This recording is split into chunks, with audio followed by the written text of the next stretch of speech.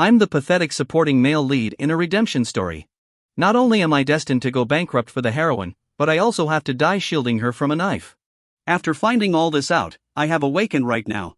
The 18-year-old heroine is glaring at me with indignation and disdain in her tone. I won't accept any of your charity, I reply. All right, then.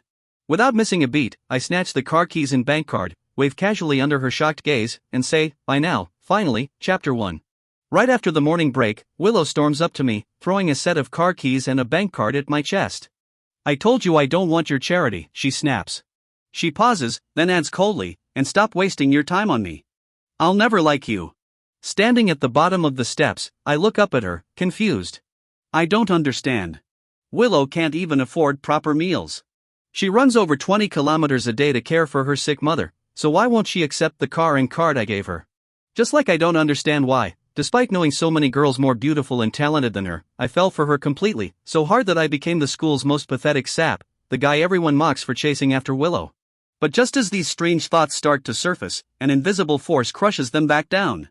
Next, like a robot running on preset code, I lower my head submissively and pick up the keys and card, holding them out to her with pitiful devotion. Willow, it's not charity, I say gently. I just feel sorry for you, but all I see in her eyes is pure disgust. She spits out, "Your pity makes me sick." Then, without warning, she shoves me hard. I lose my balance and tumble down the stairs. A wave of dizziness overwhelms me. And suddenly, a new memory appears in my mind. Chapter 2. More precisely, it's not a memory, it's the plot. Turns out, I'm just the side character in a school-set redemption story. Willow's true love is her childhood crush, the perfect golden boy, Makoto. Half a year later, her mother dies. She fails her college entrance exams. Under immense pressure, she finally agrees to be with me. She accepts my family's sponsorship and studies abroad. I thought we were starting a new chapter together. She thought it was a humiliating compromise. For 5 whole years, she barely looked me in the eye. When we returned home, she and one of my company's executives colluded to steal my family's fortune. When my enemies came knocking, she left with Makoto without hesitation, watched coldly as I was stabbed to death and bled out. The last image in my mind was of me collapsing with blood pouring from my chest while Makoto had his arm around her and she walked away without even a glance back. Her cold expression at 25 overlaps perfectly with her current 18-year-old scornful glare. I stare at her in a daze for half a minute. Willow falters for just a split second. Then when the class bell rings, she pauses mid-step, turns around with a sneer and says, "If you want to be late, go ahead and keep playing dead, but don't think you can guilt-trip me with this act. It just makes me look down on you even more." That snaps me out of it, my voice raspy. I call out, "Wait." Willow stops, but doesn't turn around. "What?" she says impatiently. "I only pushed you. You didn't die," she says. "What? You planning to sue me or something?" she adds. But by then, I've already stood up and walked over to her. In the next second, under her stunned gaze, I reach into her school uniform pocket, snatch the car keys and bank card, and wave as I walk away. "By now, finally, you fake innocent little snake. Didn't see that coming, did you?" I say. I've awakened. This broke loser. Whoever wants to provide aid can go ahead. Chapter 3. After school in the afternoon, I got into the car sent by my family to pick me up, but the driver didn't start the engine right away. I was wondering what he was waiting for. Then a slim figure passed by and the driver uncle immediately rolled down the window and waved. "Miss Lou, aren't you getting in?" Willow's disdainful gaze landed on me through the thick glass window from a distance. It was as if she thought everything I'd said that morning was just a petty tantrum. And now, as expected, I was crawling back, begging for forgiveness like some pathetic sap again. "Louis," I said irritably, "are you my driver or Willow's?" Louis's smile froze. "Young master, what are you saying?" "Of course, I serve you." I frowned and said, "There's no Miss Lou in my family. If you call her that again, I'll hire someone with a better memory." He stammered, "Why, yes, understood, young master." Louise started the car, stealing one last glance at Willow. In the original plot, aside from my parents, everyone around me thought Willow was some kind of saint. Even when she showed no gratitude and acted all high and mighty, they still believed she had pride and backbone and that I was just the arrogant rich boy forcing her into submission. I looked out the window at Willow unlocking her bicycle. In the original story, the car key and card I gave her in the morning, she said with shame and anger that she didn't want them. But after some inner monologue full of moral struggle, she still ended up using my card to pay for her mother's hospital bills, all while putting on an act, as if I'd coerced her, and she was the one being wronged. But now she had nothing. With over 20 kilometers to travel each day and those insane medical bills, what was she going to do?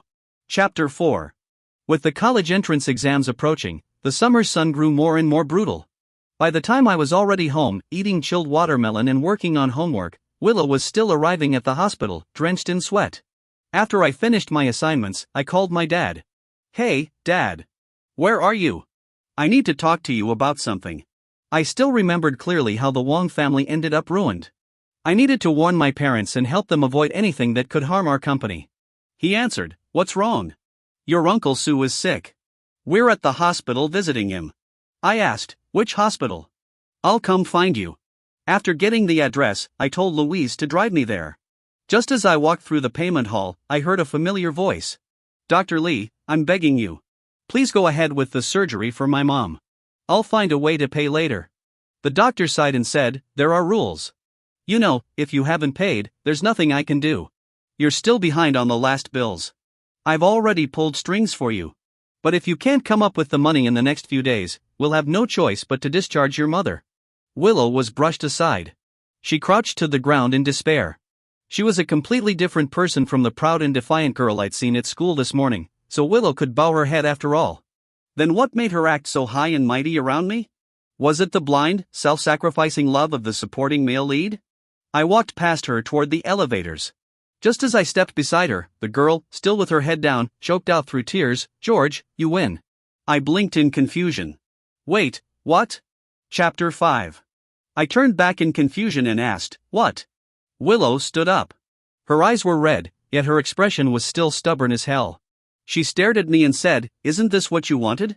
To see me fall apart, have no way out, and finally beg for your charity?" I stared at her in silence for a moment, then finally muttered, "Are you mentally ill or something?" She scoffed, thinking I was just being petty. Then, with extreme reluctance, she extended her hand toward me and said, "Give it to me." I frowned. "Give you what?" She replied, "The card? Obviously. You came here just to give me your bank card, didn't you?" She paused and then added in an even more condescending tone, "Don't tell me it's just a coincidence you showed up here, George. I know exactly what kind of scum you are." I was stunned. What kind of author wrote the original plot? She's the heroine and yet her worldview is this twisted. I said, "You've got to be kidding me. You fake innocent. Do me a favor and get a grip." I moved her aside, pinched the bridge of my nose. Feeling like if I looked at her for another second, I might actually slap her, grinding my teeth. I said, "Yes, my family has money, but I'm not some brain-dead idiot. My parents donate a ton of money every year, but I've never seen anyone we've helped act like such an entitled brat to the people helping them. I've never seen someone twist the whole damn situation around like this. Yeah, you've had a hard life. Boo-hoo, but what the hell does that have to do with me? Back when I was head over heels for you, I gave you everything. People called me a sap and I didn't say a word. And in the end, you turned into this shameless psycho who bites whoever gets close. Do I owe you something? Now you've got the nerve to demand money from me like it's your birthright. Want a slap? I've got 2 with your name on them. Take your pick." Willow looked at me coldly. "Yep. Called it." That entire rant just went in one ear and out the other. Sure enough, she let out a sarcastic snort. "Oh, so now having money gives you the right to humiliate people however you like. George, you've never understood me. You don't even understand how disgusting you really are." I sighed. "Fine. If you hate me that much, then hate my money while you're at it." But just as I finished speaking, the elevator behind me dinged open. And a second later, a furious voice shouted from behind, "George, what kind of man bullies a woman like this?" Before I could react, someone shoved me hard from behind. I hit the floor and then that someone lunged forward, pinning me down and swinging at my face. My rage exploded. I countered with a brutal kick, sending him stumbling back 2 steps. I stood up, breathing hard, my eyes ice cold as I scanned my attacker. Standing in front of Willow was a short, scrawny guy with tan skin and a flat nose. He glared at me, face twisted with rage. I didn't even need to think. It was obvious who this was. Willow's childhood friend, the so-called handsome male lead of the original story, Makoto. He snapped. "George, you've gone too far. I hadn't even opened my mouth when Makoto pointed his finger in my face like some white knight idiot and shouted, "Willow has dignity. She would never sell herself for your dirty money.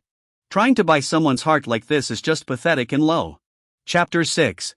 I stared at him, expressionless. Maybe my gaze was too intense because Willow furrowed her brow and said coldly, "What kind of look is that? Did Makoto say anything wrong?" Makoto, emboldened by her support, continued. "Even though Willow refuses your money, for Aunt Lou's sake, I'm willing to help convince them, but George, don't think that'll win you Willow's heart." I let out a flat O and said without changing expression, "I swear to God, I want to smack your disgusting face with my size 11 boot." Seriously, what kind of dialogue is this? Is there even a single normal person in this entire book? Willow wrinkled her nose in disgust and rolled her eyes. What? Do you expect me to be grateful to you or something? I was done without a word. I pulled out my phone, tapped 911, and said, "You can save the rest of your speech for the cops. There's no way even the police would be brainwashed by this novel logic." Right. Makoto's eyes widened in disbelief. "You're calling the police?" "No way. I'm warning you, George. If you go through with this, Willow will hate you for the rest of her life." And right after he said that, I hit the call button without a second's hesitation. As if I needed to wait even a single second longer. What if she suddenly started liking me again?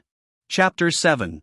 During the 20 minutes we waited for the police to arrive, Makoto tried every angle to talk me down. "George," he said, "I know this is all because your bitter Willow rejected your charity. How about this? Give the money to me. I'll talk to her for you. Cancel the police call and we'll call it even. I only hit you because I wanted to protect Willow. Why can't you reflect on your own mistakes instead of dragging us down with you?" I just stood there, arms folded, leaning against the wall, keeping a healthy distance from both of them. Hearing that, I actually laughed. Wow. Call it even. You want to beat me up, take my money, and have me beg you to accept my help, too. What am I, some kind of masochist? You really think you get the perks and the moral high ground? Not going to happen. The two of you can sit tight and wait for the cops. Makoto frowned. Why are you so heartless? Sure. Wanting to help people is admirable, but if you're going to help, help all the way. Don't turn something good into something ugly. If the police get involved, Willow's life will be ruined. Can you really live with that? George, if you can't have her, so you destroy her instead. Is that your idea of love? That's worth nothing. I smirked. Help to the end. Sure. How about I buy you 2 matching coffins? Add a couple's burial package while I'm at it. And for the record, I'm not the one ruining your lives. You did that all by yourselves. You're the one who blocked my way. You're the one who got physical first. My only mistake today was not checking my damn horoscope. Could have avoided meeting you 2 clowns entirely. Their faces grew darker by the second. Willow's jet black eyes stared daggers at me. Even when the police arrived, both of them still looked like they couldn't believe it, like they were thinking, did George actually call the cops? Seriously? The police pulled the CCTV footage and under my firm insistence, no compromise was made. They were held responsible for my medical expenses and had to report to the station for a formal warning and education session. Before leaving, Willow threw me a venomous glare as if to say, I will never love you in this lifetime. I shrugged, indifferent, as if I ever wanted her anyway. Chapter 8. I went to the hospital to visit Uncle Sue. That girl Anna Sue was there, too. When she saw me, she let out a cold snort. While the 2 elders were chatting, I pulled Anna out of the ward. The first thing I said was, we can stop sponsoring Willow. Anna's expression, previously full of disdain, changed in an instant. She stared at me wide-eyed in disbelief. What happened? Did you 2 break up? I looked at her with a blank face. She didn't know. We were never even together. Ever since Willow's mother had her accident, I had secretly arranged for Anna Sue to sponsor Willow in the name of the Sue family. We gave her a living allowance of 5,000 yuan a month and I even got her a full scholarship through the school. At first, Willow would politely write thank you letters to Anna. Of course, I was the one who read those letters and the one who replied. Maybe I was too enthusiastic in my replies, always pouring in strong emotions. Gradually, our letters turned flirtatious. However, Willow had no idea and simply believed that the person exchanging letters with her was a boy with the last name Sue. Before I had awakened. I was so obsessed with her partly because I believed Willow was as gentle and serene as she seemed in those letters, not the hysterical girl she was at school. Anna noticed my gloomy expression and pouted, fine, as long as you thought it through, but I still have to remind you, Willow is not a good person. Once the Sue family stops sponsoring her, she'll have no income. Don't be dumb enough to spend your own money on her. As she spoke, she opened WeChat and forwarded me a few clickbait-style articles titled things like How to Spot a Gold Digger, Identifying a Pretentious Coquette, and Why Marrying into the Right Family Matters. I said, got it. Even as I spoke, I was filled with deep regret. There were still rational people around me. Why hadn't I listened before? Chapter 9. With all these thoughts swirling in my mind, I sat in silence during the car ride home with my dad. He was looking at his phone and asked without turning his head, "What's wrong? In a bad mood?" I sighed. Not exactly. I was just wondering what if our family suddenly went bankrupt one day. My dad laughed. That's impossible. Don't tell me you think your allowance isn't enough. As he spoke, he waved his hand and immediately transferred me 50,000 yuan. I said, that's not it. I accepted the money happily, then said, seriously, I had a bad dream last night. Just promise me, Dad, you and Mom must never use illegal means in business and don't store any important files on the company computers. Okay. My dad thought for a moment, then turned to look at me. Okay, I promise. Only then did I smile again. I asked, what are you reading? He said, a tweet from Dr. Lee. He raised his phone to show me a cancer patient is in need of donations. I was thinking of sending some money. The moment he finished speaking, my pupils shrank. I remembered the person in need of donations was Willow's mother. In the original timeline, Dr. Lee helped raise funds and my parents donated 200,000 yuan. But due to platform fund delays, the money didn't arrive for nearly 3 months. Willow's mother passed away before she could get the surgery. Crushed by grief, Willow directed all her hatred toward our family and Dr. Lee. She swore she would make us pay, and the result, our entire family went bankrupt. Dr. Lee lost both his arms and could never practice medicine again. Without even thinking, I pressed down my dad's hand and said, Dad, we can't donate this money. Why not? He looked at me puzzled. Our family donates millions to charity every year. A mere 200,000 meant nothing to him. I didn't tell him the truth. I simply said, cancer isn't curable. Rather than putting her through painful treatments, it's better to leave that money for the living. My dad didn't question me. He just nodded and turned off his phone. You've got a point, he said. Chapter 10. Ever since the incident at the hospital, Willow and I had entered a cold war. Many students at school who were used to watching our drama quickly noticed something was off. During the class break exercises, Willow's group of friends came up to her and asked, Willow, did you have a fight with George? Our class and theirs were right next to each other, so their conversation carried easily over. It sounded like they were deliberately saying it loud enough for me to hear. From half a meter away, Willow's chilly gaze landed on me. Then, she let out a cold snort. Her friends immediately exchanged knowing smiles. One of them said, what fight? Someone like George is just a sap. No way he dare argue with our Willow. Another chimed in. Exactly. It's probably just that Willow doesn't want to deal with him. A third said, don't be fooled by how George's face is all cold now. Just wait. He'll be running back to Willow with puppy eyes before long. Want to bet? They all instantly said they believed it. And honestly, who could blame them? I had been such a sap before, practically tailing Willow every day. They were convinced nothing had changed. Those comments seemed to inflate Willow's ego, especially after I had sent her to the police station and caused her to lose face. She smirked silently, casting a vague, unreadable glance in my direction. I was speechless. The drama they came up with was next level. Seeing that Willow was no longer putting on a cold face, her friends exchanged subtle looks and cautiously tested the waters. Willow, it's Maria's birthday today. Want to hit up karaoke tonight? Without even thinking, Willow said, sure. Maria immediately lit up. Yay, I'll go ask my mom for some money when I get home. Let's party all night. Willow frowned slightly and waved her finger. It's your birthday. How can we let you pay? Maria bit her lip. But everyone's family is strict about money. We can't really afford it. Willow let out a soft scoff. I can. The moment she said that, the others exchanged triumphant glances, though their mouths were full of praise. They gushed. Willow, you're seriously the best. You warmed our hearts today. You're totally our rock. What would we even do without you? You're such a good girl. George totally doesn't deserve you. Chapter 11. The comments from her friends clearly gave Willow a huge boost of emotional validation. At that moment, she felt needed, like the brightest star in her circle of friends. Her vanity was deeply satisfied, but to me, it all just sounded like these girls were out of their minds. In the original storyline, Willow plays the girl lover trope.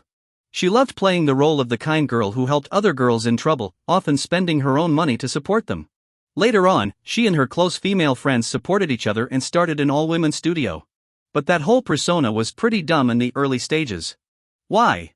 Because Willow herself came from a poor background. Her father had died when she was young and her mother was battling cancer.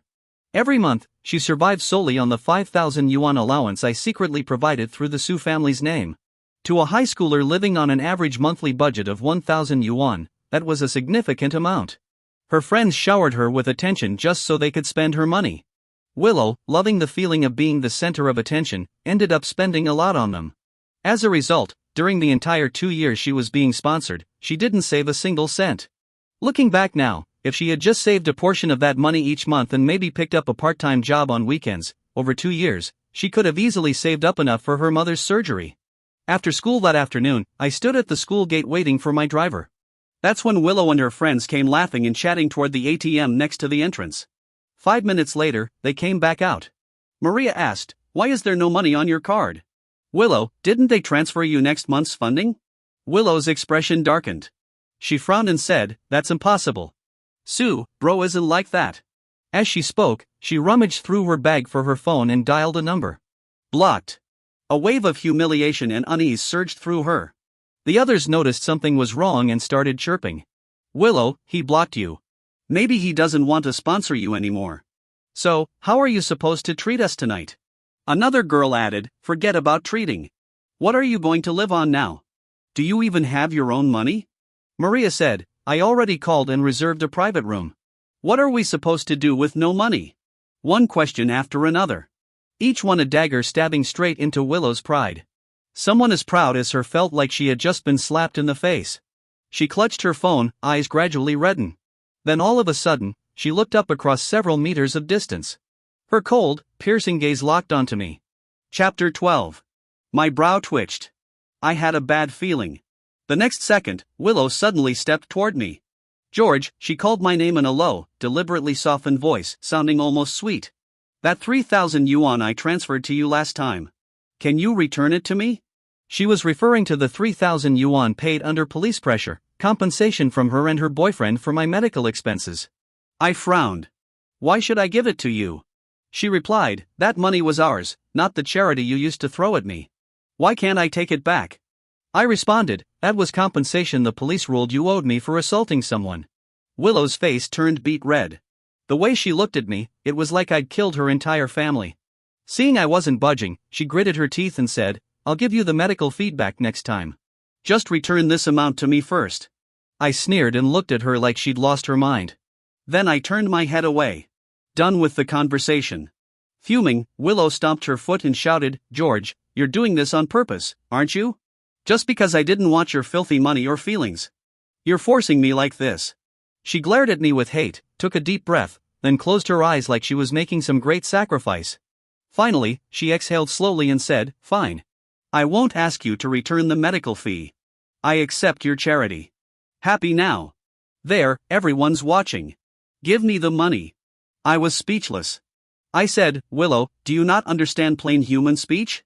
I resisted the urge to slap her and said instead of running around celebrating birthdays with your friends and pestering me here, maybe spare a thought for your mom's medical bills. Willow flinched. "Are you threatening me?" Just then, Louise finally drove up fashionably late. I went straight to open the door and get in, but Willow grabbed the car door. "My mom's medical bills are none of your business. Dr. Lee is helping me raise the funds. You can't use that to threaten me," she added. "Just answer me one question," still clinging to the door. Her voice shook with anger. "Are you giving me the money or not?" I didn't waste words. I pried her hands off the door and shoved her aside. Bang! The door slammed shut. I said to Louise, "Drive." As the window rolled up, I looked Willow in the eyes and said, "Maybe ask Dr. Lee to check your head while he's at it." Chapter 13. In the end, Willow still got the money, but it wasn't from me. It was from Makoto. Makoto, heartbroken, handed Willow 1,000 yuan in cash with a pained expression. He said, "Willow, this is my allowance for next month." Willow was touched. "Got it, Makoto. I'll pay you back next month." "I believe you." Makoto nodded and after a pause, hinted, by the way, Willow, what college are you planning to apply to? Without hesitation, Willow replied, of course, Peking University. She was a top student, always ranked in the top 5 of the year. Getting into Peking University or Tsinghua was practically a given. Upon hearing that, Makoto's face fell. Willow, I want to go to Peking University, too, so I can stay by your side and protect you. I'm afraid that if I'm not there, someone else might bully you, but my grades are still a bit short for that level. Willow hadn't even considered their future. After a moment's thought, she said, isn't there a direct admission slot? Makoto sighed. George is also competing for that slot. The moment she heard George's name, Willow scoffed. So what? Her delusions kicked in and with Makoto's cash still in hand, she linked her arm through his and said reassuringly, don't worry, Makoto. I'll talk to George and persuade him to give up that slot. The teachers and the principal all think highly of me. You'll definitely get into Peking University. I, of course, knew nothing of this conversation. In the original plotline, I really did give up that direct admission spot for Willow, but I still managed to get into Peking University through my own hard work. Willow, on the other hand, failed to get in, ironically, because Makoto did get into Peking University in the original timeline. He gained a lot of university connections, which later made their road to revenge much smoother. Now that I knew how it all played out, I filled out the application form without hesitation and submitted it to the school. Chapter 14. The next afternoon, I went to the Sue residence and dug out all the old letters Willow and I had exchanged. In the letters, Willow called me Brother Sue and wrote how she had never met someone so mature, gentle, and caring. A true, warm-hearted guy. It was enough to make your teeth ache from cringe. Anna stood nearby, watching me rip the letters up. She covered her mouth and giggled.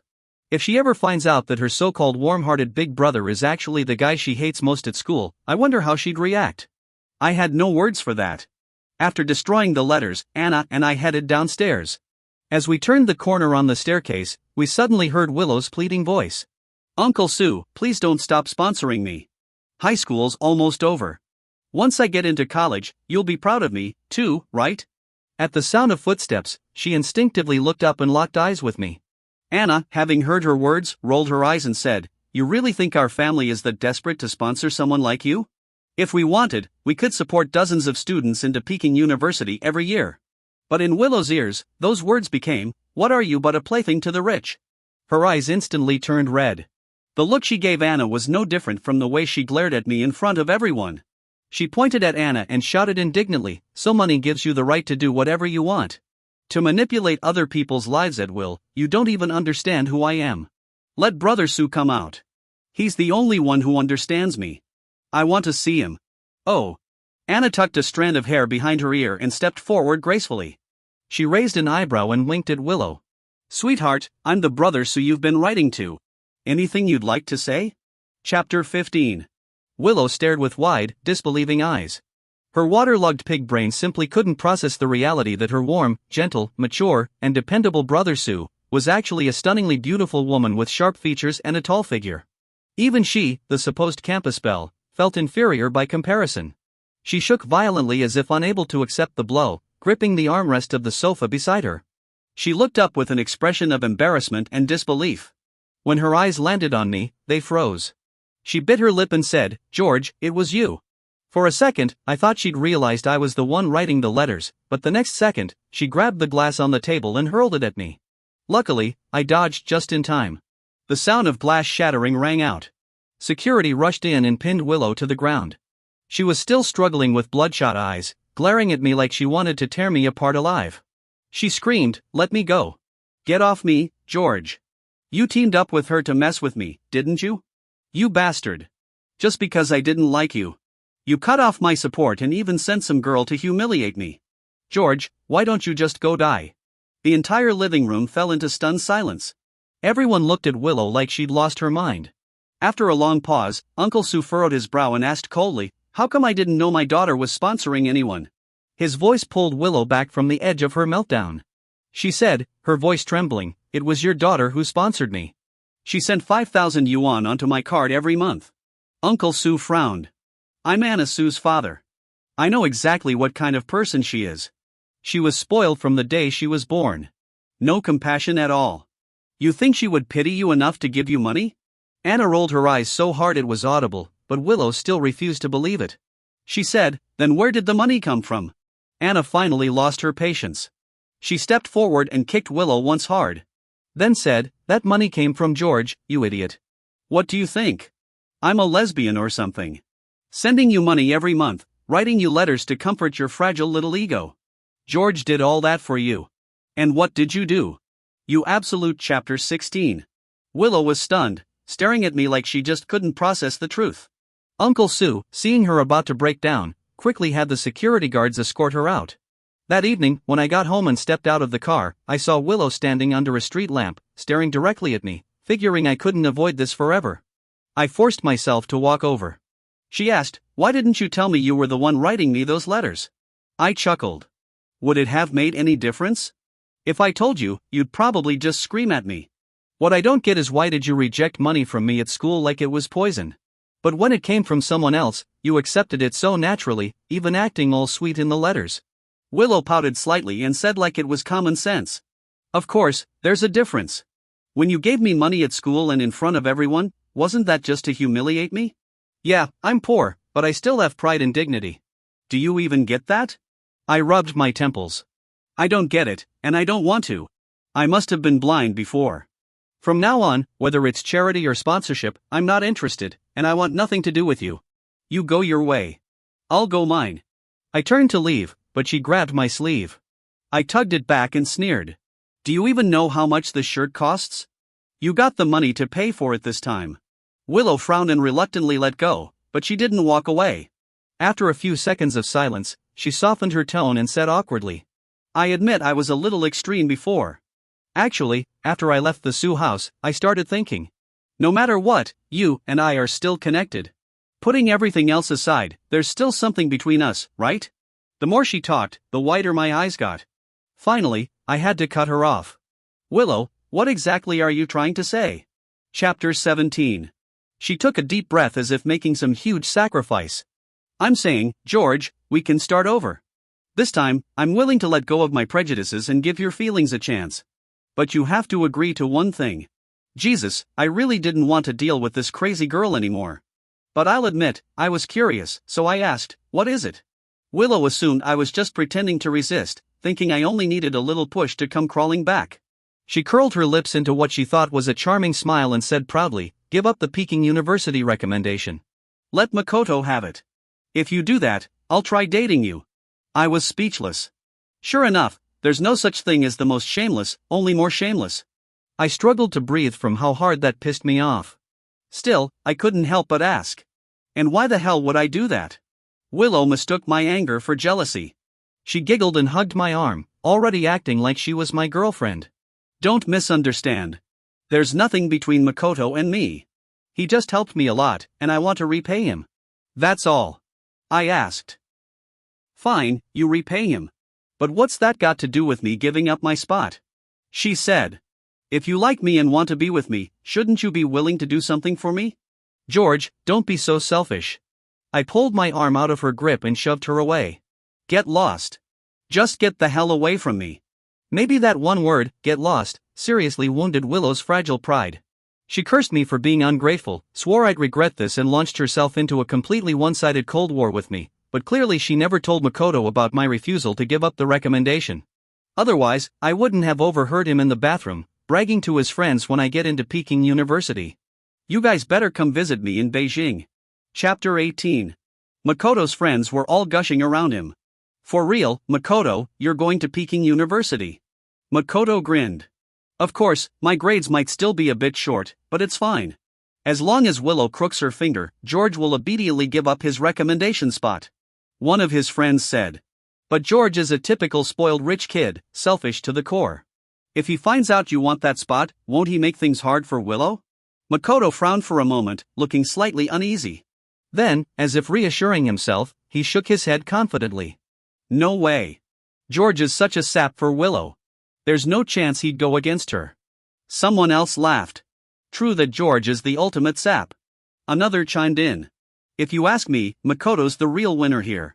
He's got the class bell completely wrapped around his finger. Makoto clearly liked the sound of that. He chuckled smugly. Naturally, you guys still have a lot to learn. They joked and walked off, voices fading in the hallway. I stepped out of the bathroom stall, expressionless, and calmly washed my hands. I genuinely couldn't wait to see the look on Makoto's face when he saw the actual results. It didn't take long. The day the recommendation list was posted, Makoto showed up early with his friends, waiting by the bulletin board. And then in bold golden song font on the celebratory notice was the name George. Makoto's face turned ashen. He frowned hard, muttering, "How could it be George? How could this happen?" Just then, Willow passed by. Makoto, already humiliated, couldn't help but lash out. His voice took on a demanding tone as he said, "Willow, why is George's name on the list? Didn't you say you'd help me get it?" Chapter 19. Willow wasn't in a good mood either. She had gone to see the principal, and the principal had previously offered to waive her school fees, which made her believe he had recognized her talent. But after the Wong family canceled their annual donation to the school, the principal finally realized what Willow had done. She defended the Wong family beyond reason. So when she came asking for favors, he didn't even hesitate before kicking her out. Already frustrated by that, Willow snapped the moment Makoto questioned her. Fuming, she puffed out her cheeks and said angrily, "What the hell are you talking about? If you wanted to get into Peking University, why didn't you work for it yourself? Only losers think about using backdoor connections." Makoto's eyes widened in disbelief. He never imagined the always gentle Willow would straight up call him a loser. Once the shock wore off, rage took over. He yelled, "You gold digger talking about hard work. Where was that attitude when I gave you money? Now that you've got the cash, you act like I'm nothing." There were plenty of students around the bulletin board. When they saw the two of them shouting, they started gathering to watch. Willow, with her pride always sky high, couldn't possibly endure such accusations. Her face flushed red, and the blade she once turned on me, now she aimed it at Makoto. She shrieked, "I'm a gold digger. What the hell did I take from you? You think someone like me would actually be into a social climber from the countryside like you?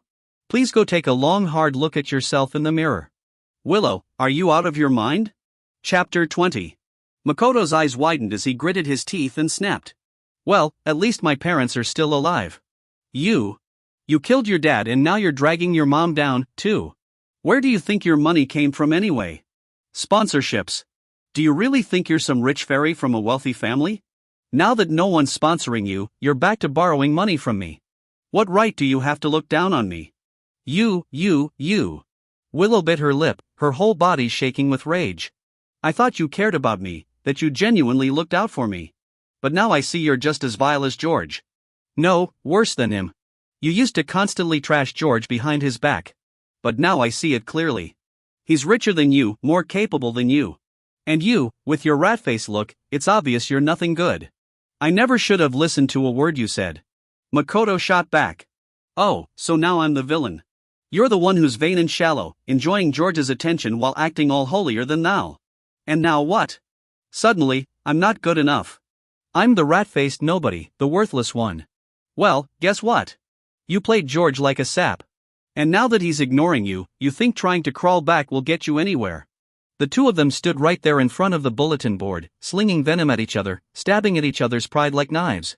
The surrounding students, drawn by the shouting, finally began to understand what had been going on.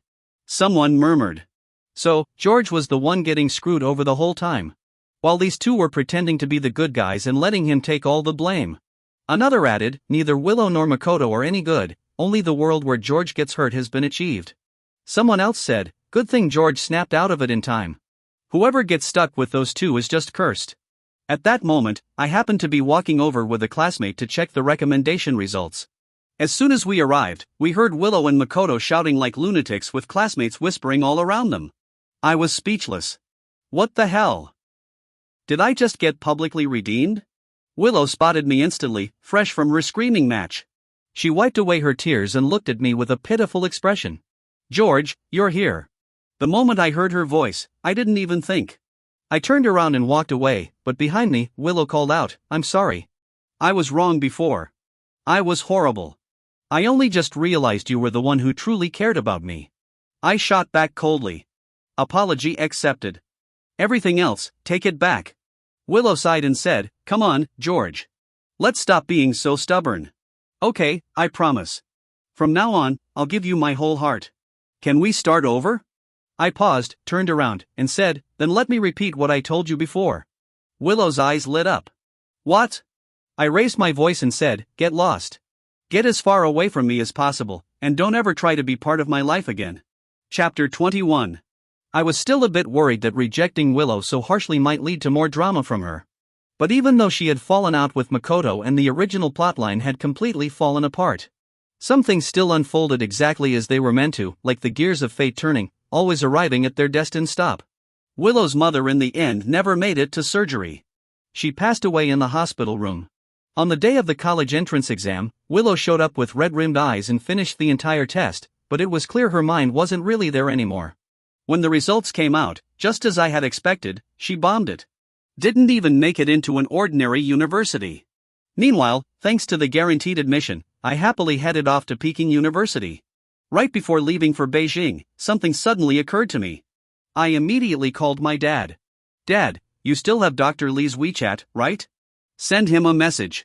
Tell him not to go to the hospital in the next few days." On the other end of the line, it sounded a bit chaotic. My dad said, "What? I'm actually at the hospital right now. Dr. Lee just got attacked." My heart skipped a beat. "What happened?" I asked urgently. My dad moved to a quieter spot before replying. "Not totally sure. Something about a patient dispute. A woman attacked him, injured both of his hands. The police have already taken her in. It was awful. She was screaming like mad when they dragged her out." I asked, "What was she screaming?" My dad replied, "She kept shouting, 'Didn't you say you'd help me get the money for my mom's surgery? Where is it? Where's my money?'" Sounds like it was related to that donation drive Dr. Lee organized a while back, but the fundraising platform had some issue. So, the money never made it out. Terrifying stuff. Dr. Lee was trying to help someone out of kindness and ended up like this. Even if his hands heal, he might never hold a scalpel again. He's been practicing medicine for decades. He was a damn good surgeon. One injury like this, and countless future patients will suffer for it. What a tragedy. Chapter 22. After hanging up, I let out a long, heavy sigh. In the end, Willow still chose to go down that road in the original storyline. After the incident, I had begged my parents to help pay damages and hire lawyers for her. But this time, without my help, she probably wouldn't make it through. Eventually, Willow was tried and convicted, sentenced to 10 years in prison. This wasn't just a small incident.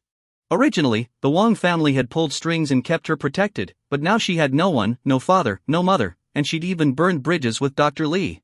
Honestly, the fact that she only lost her freedom and not more was already considered lucky.